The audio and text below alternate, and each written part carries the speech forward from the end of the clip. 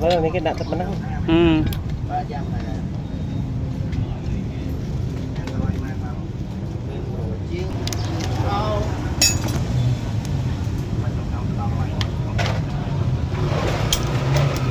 tôm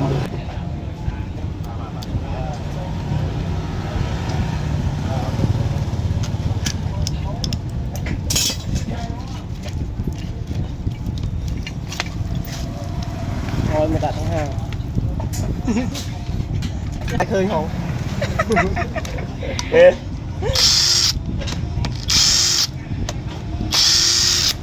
đây khơi mình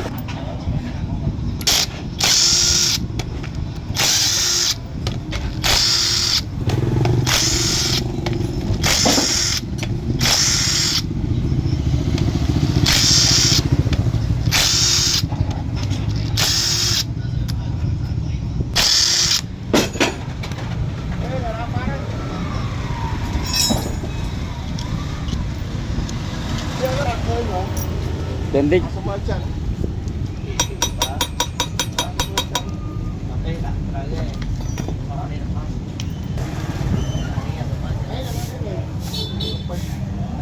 cả ở trên tấn bánh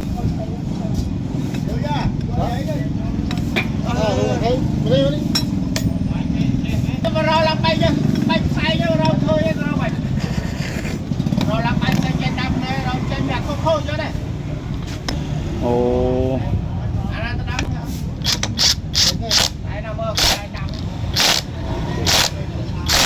rồi dạ